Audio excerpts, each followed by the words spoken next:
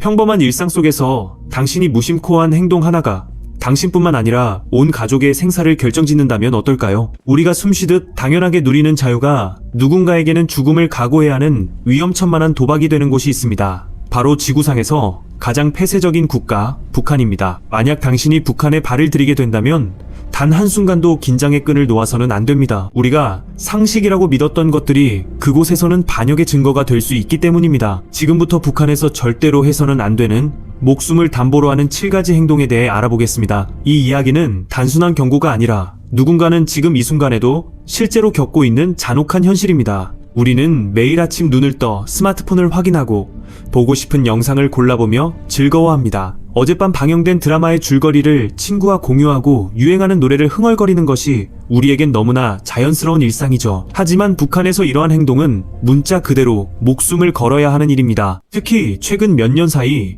북한 내부의 단속은 상상을 초월할 정도로 잔인해졌습니다. 북한 당국은 이른바 반동사상 문화배격법을 제정하며 외부 문화를 접하는 모든 행위를 엄격히 금지하고 있습니다. 남한의 드라마나 영화를 보는 것은 물론이고 남한식 말투를 흉내내는 것조차 중죄에 해당합니다. 실제로 남한 드라마를 시청하거나 유포했다는 이유로 10대 소년들이 공개 처형되는 끔찍한 사건들이 심심치 않게 들려옵니다. 북한 당국이 가장 두려워하는 것은 외부의 정보가 주민들의 눈과 귀를 뜨게 하는 것입니다. 화려한 서울의 모습과 자유로운 사람들의 일상을 보는 순간 그들이 겪고 있는 고통이 국가가 말하는 사회주의 낙원과는 거리가 멀다는 사실을 깨닫게 되기 때문입니다. 그래서 그들은 주민들의 머릿속까지 통제하려 듭니다. USB 하나, 메모리 카드 한 장이 발견되는 순간 그 사람의 인생은 그날로 끝이 납니다. 수용소로 끌려가 평생을 고통 속에 살거나 본보기로 처형장의 이슬로 사라지게 됩니다. 북한 가정의 거실 가장 높은 곳에는 항상 2명의 인물이 걸려 있습니다.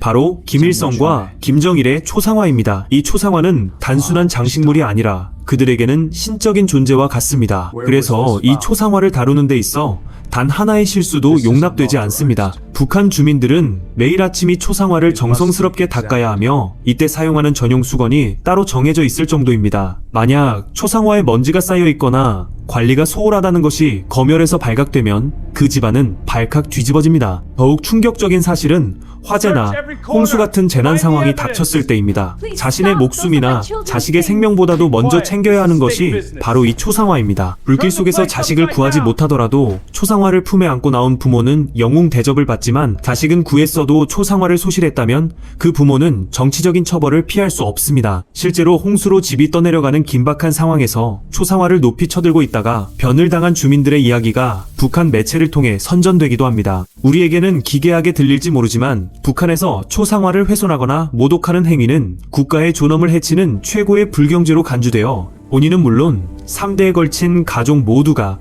정치범 수용소로 끌려가게 되는 파멸의 시작이 됩니다. 전 세계 어디서든 가족과 친구에게 전화를 거는 것은 너무나 쉬운 일입니다.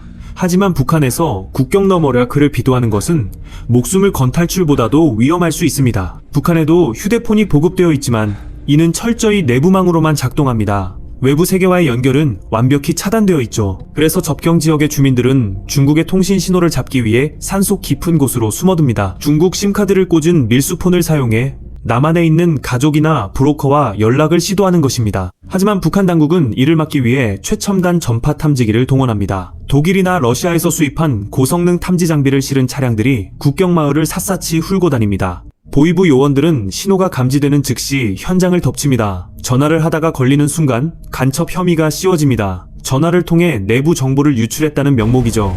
그들은 왜 그토록 절박하게 통화를 하려는 걸까요? 단지 살아있다는 안부를 전하기 위해서 혹은 당장 굶어 죽지 않기 위해 남한에서 보내주는 돈을 받기 위해서입니다. 하지만 그 대가는 너무나 가혹합니다. 단 몇 분간의 통화 때문에 수년간 감옥에서 썼거나 다시는 가족의 얼굴을 볼 수 없는 곳으로 사라져버립니다. 자유로운 사회에서 종교는 개인의 선택이자 권리입니다. 하지만 북한에서 성경책을 소지하는 것은 곧 사형 선고와 다름없습니다. 북한에도 외부에 보여주기 위한 교회나 절이 존재하긴 하지만 실제로는 국가가 허용한 이외의 모든 종교 활동은 엄격히 금지됩니다. 북한 체제 자체가 김일성 일가를 신격화하는 유일사상 체계 위에 세워져 있기 때문입니다. 성경에 나오는 하느님보다 김씨 일가가 더 높은 존재여야 하는 그들에게 다른 신을 믿는 행위는 체제의 근간을 흔드는 도전으로 받아들여집니다. 지하교회에서 몰래 기도를 올리거나 성경을 읽다가 발각되면 그들은 쥐도새도 모르게 사라집니다.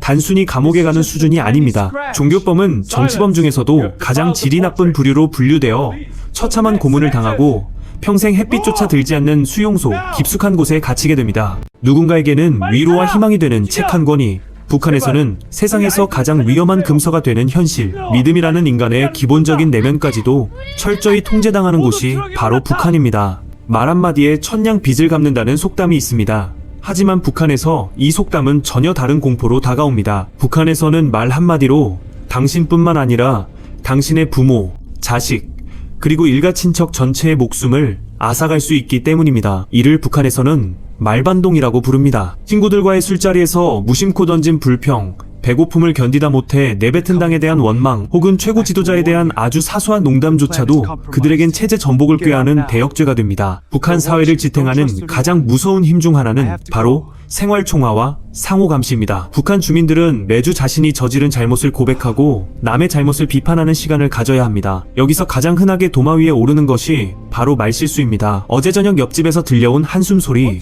식량 배급이 적다며 투덜대던 동료의 목소리는 곧바로 보위부에 보고됩니다. 낱말은 새가 듣고 반말은 쥐가 듣는다는 말이 북한에서는 비유가 아닌 완벽한 현실입니다. 심지어 집 안에 설치된 유선방송 스피커를 통해 도청이 이루어진다는 소문 때문에 부부 사이에도 정치적인 이야기는 입 밖으로 내지 못합니다. 말의 자유가 사라진 곳에서 사람들은 침묵하는 법을 배우고 그 침묵 속에서 서로를 불신하며 살아갑니다. 우리에겐 개성을 표현하는 수단인 패션과 헤어스타일도 북한에서는 국가의 통제 대상입니다. 북한은 사회주의 생활 양식에 어긋나는 모든 외양을 엄격히 단속합니다. 가장 대표적인 것이 바로 청바지입니다. 북한에서 청바지는 미제국주의의 상징으로 간주되어 착용이 엄격히 금지됩니다. 만약 청바지를 입고 길거리를 지나가다 규찰대라고 불리는 단속반에 걸리면 그 자리에서 옷이 찢기거나 압수당하는 것은 예사실입니다. 머리 모양 역시 예외는 아닙니다. 남성은 너무 긴 머리나 지나치게 짧은 머리를 해서는 안 되며 여성은 염색을 하거나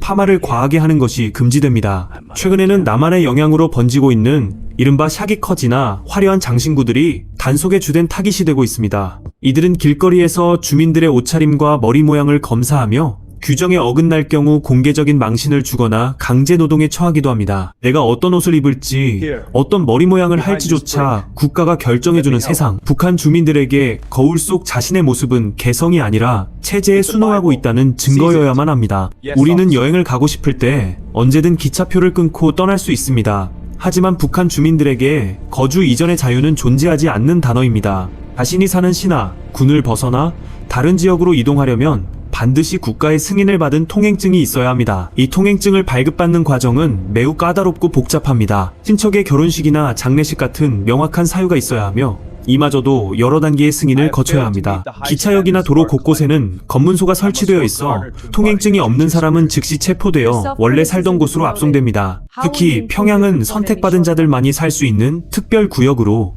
일반 주민들이 평양에 들어가는 것은 하늘의 별 따기만큼 어렵습니다. 만약 허가 없이 평양에 진입하려다 걸리면 간첩 혐의까지 받을 수 있습니다. 더 나아가 국가의 허락 없이 국경을 넘는 행위, 즉 탈북은 그 자체로 목숨을 건 최후의 선택이 됩니다. 허가받지 않은 이동은 곧 체제에 대한 반역으로 간주되며 잡히는 순간 본인은 물론 남겨진 가족들에게까지 가혹한 연좌제가 적용됩니다. 북한이라는 나라는 국가 전체가 거대한 감옥이자 그 안에서도 수많은 칸막이로 나뉘어 주민들의 발을 묶어두고 있는 셈입니다. 이처럼 북한에서의 삶은 매 순간이 지뢰밭을 걷는 것과 같습니다. 우리가 무심코 지나치는 사소한 행동들이 그곳에서는 생존을 위협하는 치명적인 실수가 됩니다. 그렇다면 북한 주민들은 왜 이런 말도 안 되는 통제를 견디며 살아가는 걸까요? 그것은 단순히 무서워서가 아닙니다. 태어날 때부터 받아온 철저한 세뇌 교육과 단 한 명의 잘못으로 온 가족을 파멸시키는 연좌제라는 잔인한 사슬 때문입니다. 내가 잘못하면 내 부모가 죽고 내 자식이 수용소로 끌려가는 현실 앞에서 자유를 갈망하는 본능은 억눌릴 수밖에 없습니다. 하지만 이런 삼엄한 감시와 통제 속에서도 변화의 바람은 조금씩 불어오고 있습니다. 굶주림을 해결하기 위해 생겨난 장마당은 국가의 배급 체계를 무너뜨렸고 그곳을 통해 흘러들어오는 외부의 물건들과 정보는 주민들의 의식을 조금씩 깨우고 있습니다. 겉으로는 수령을 찬양하고 체제에 순응하는 척하지만 마음속으로는 자유로운 세상을 꿈꾸는 사람들이 늘어나고 있는 것입니다. 북한 당국이 갈수록 단속의 강도를 높이고 처벌을 잔인하게 하는 이유도 역설적으로 그만큼 체제 유지가 위태롭다는 반증이기도 합니다. 우리가 지금까지 살펴본 7가지 금기 사항들, 이것들은 단순한 법규가 아닙니다. 북한 주민들에게는 생존과 직결된 보이지 않는 쇠창살과도 같습니다. 하지만 더 끔찍한 사실은 이러한 금기를 어겼을 때 마주하게 되는 대가가 우리의 상상을 초월한다는 점입니다. 북한에서 금기를 어긴다는 것은 단순히 벌금을 내거나 몇 달 감옥에 가는 것으로 끝나지 않습니다. 그것은 한 개인의 존재 자체가 지워지는 과정입니다. 어느 날 밤 소리 없이 찾아오는 검은색 자동차. 북한 주민들이 가장 두려워하는 순간입니다. 국가보위성 요원들이 들이닥쳐 아무런 예고 없이 가족 중 누군가를 데려가면 남겨진 가족들은 그가 어디로 갔는지, 생사는 확인되었는지조차 알 수 없습니다. 행방불명이라는 이름의 영원한 이별이 시작되는 것이죠. 이렇게 끌려간 사람들이 도착하는 곳은 지도상에도 존재하지 않는 곳, 바로 정치범 수용소입니다. 정치범 수용소의 실상은 인류가 겪을 수 있는 가장 참혹한 지옥의 모습과 닮아 있습니다. 그곳에 갇힌 사람들은 더 이상 인간으로 취급받지 못합니다. 짐승보다 못한 존재라는 낙인이 찍힌 채 하루 12시간 이상의 가혹한 강제노동에 시환됩니다. 제대로 된 식사는커녕 쥐나 뱀, 곤충을 잡아먹으며 연명해야 하는 극한의 굶주림 속에서 그들은 서서히 죽어갑니다. 하지만 죽음조차 그들에게는 쉽게 허락되지 않습니다. 죽어서도 그 시신은 제대로 된 무덤 하나 없이 산기슭에 버려지거나 거름으로 쓰이기도 한다는 탈북자들의 증언은 우리를 경악게 합니다. 가장 잔인한 것은 앞서 언급했던 연좌제입니다. 북한은 반동의 씨를 말려야 한다는 명목으로 죄를 지은 당사자뿐만 아니라 그의 부모, 배우자, 자식, 심지어 손자까지 3대를 수용소에 가둡니다.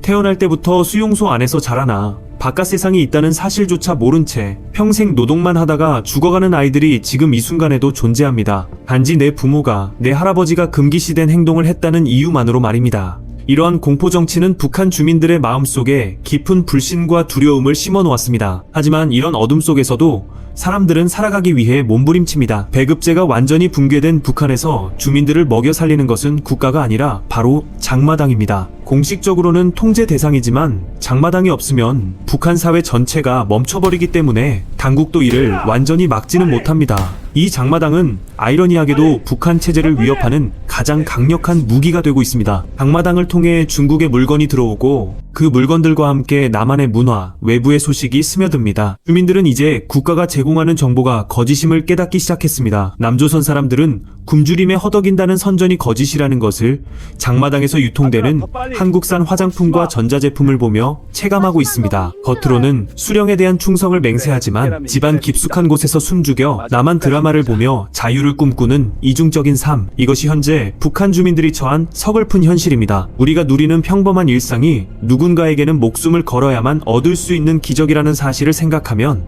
가슴 한구석이 먹먹해집니다. 마음껏 말하고, 입고 싶은 옷을 입고, 가고 싶은 곳을 여행하며 보고 싶은 영상을 보는 것, 이 당연한 권리들이 휴전선 너머에서는 반역이 되고 범죄가 됩니다. 북한은 여전히 굳게 닫혀 있습니다. 하지만 그 안에서도 사람들은 살아가고 있고 변화를 갈망하고 있습니다. 그들이 겪고 있는 고통은 단순히 먼 나라의 이야기가 아니라 우리와 같은 언어를 쓰고 같은 역사를 공유하는 사람들의 비극입니다. 우리는 이 잔혹한 현실을 잊지 말아야 합니다. 언젠가 그들도 우리처럼 아무런 두려움 없이 웃고 떠들며 자신의 생각과 개성을 마음껏 표현할 수 있는 날이 오기를 간절히 바라봅니다. 지금까지 북한에서 절대로 해서는 안 되는 행동들과 그 뒤에 숨겨진 참혹한 진실에 대해 알아보았습니다. 모든 것이 통제된 사회에서 인간의 존엄을 지키며 살아간다는 것이 얼마나 힘겨운 일인지 다시 한번 생각해보게 됩니다. 여러분은 어떻게 생각하시나요?